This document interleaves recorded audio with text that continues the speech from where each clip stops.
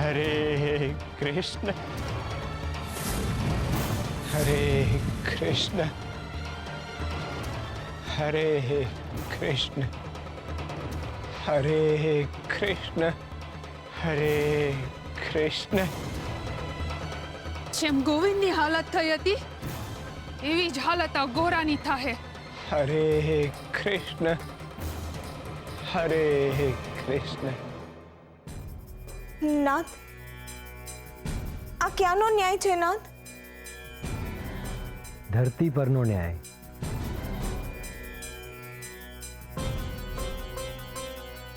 नाथ, तमे ज कह्युं छे ने के तमारुं नाम लेता तो मुख पण बोलवा लागे, પાંગળો ડુંગર ચડી જાય, તો પછી તમારું નામ લેતા થયેલી ભૂલ અપરાધ કેવી રીતે બની ગઈ નાથ? ગોરાએ કરેલું કર્મ અજાણતા થયેલું છે, એનો ભાવ ખોટો નહોતો, એ તો શુદ્ધ ભાવ સાથે તમારી ધૂનમાં હતો ના। મનુષ્યના કર્મની અંદર શું એમના વિચારોનું કોઈ મહત્વ જ નથી? અશુભ ભાવ સાથે શુભ કર્મ કરીએ તો એનું ફળ શુભ મળે પ્રભુ? મનુષ્યનો ભાવ મહત્વનો છે કે એના ભાવ સાથે જોડાયેલું કર્મ? हरे कृष्ण हरे कृष्ण हरे कृष्ण। ના, ગોરાનું મન તો અમૃત કરતા પણ મીઠું અને સાફ છે। એના સાફ મનથી થયેલી ભક્તિમાં જે ભૂલ થઈ એ પાપ કઈ રીતે ગણી શકાય ના? જુઓ ભગવાન, ગોરાને મળેલી સજા તમારા બીજા ભક્તો માટે ખોટો સંદેશો ફેલાવી રહી છે। વિચલિત ન થાવ રૂકમણી। ગોરાથી જે થયું છે એ થવા કાળ હતું, પરંતુ ઈર્ષ્યા અને સ્વાર્થની આગમાં સતત પોતાના હાથ શેકતા મનુષ્ય ક્યારેય એ વાતને સમજી નહીં શકે।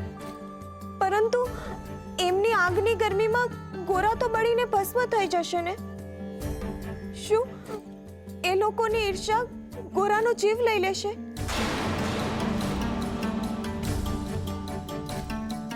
हरे कृष्ण हरे कृष्ण हरे कृष्ण हरे। આપ જોઈ હું રહ્યા છો બધા હે? આ ગોરાબાએ બે બાળકોની હત્યા કરી છે, બે બાળકોની। हरे कृष्ण યુવરાજના આદેશનું પાલન કરો, ઉપાડો પથ્થર અને મારો। हरे कृष्ण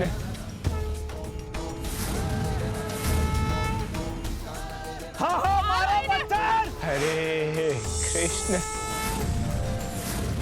રાજા મોડવી જોઈએ। हरे कृष्ण हरे कृष्ण हरे कृष्ण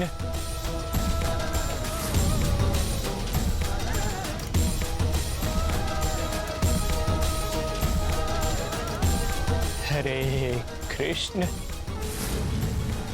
हरे कृष्ण हरे कृष्ण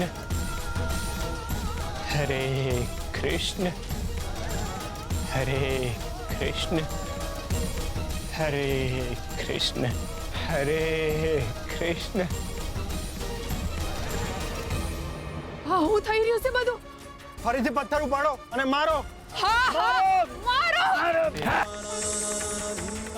हरे कृष्ण हरे कृष्ण। અરે આ શું થઈ રહ્યું છે? પથ્થર કેમ નીચે પડી જાય છે?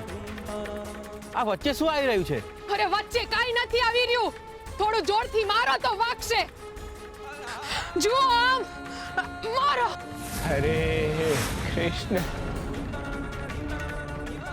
हरे कृष्ण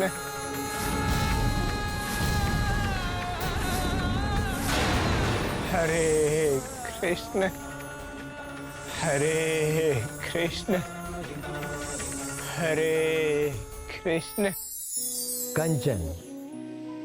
સોનું એક એવી ધાતુ છે જેમાંથી મનુષ્યના અલંકાર બને છે, જેને ધારણ કરવામાં મનુષ્ય પોતાનું સૌભાગ્ય માને છે. સોનાનું મૂલ્ય પણ ઉત્તરોત્તર વધતું જ રહે છે, અને એટલે જ કોઈ ગુણવાન મનુષ્ય માટે ઉપમા પણ એ જ અપાય છે કે સોના જેવો માણસ છે. પરંતુ શું સોનાથી પણ ઉત્તમ કંઈ હોઈ શકે?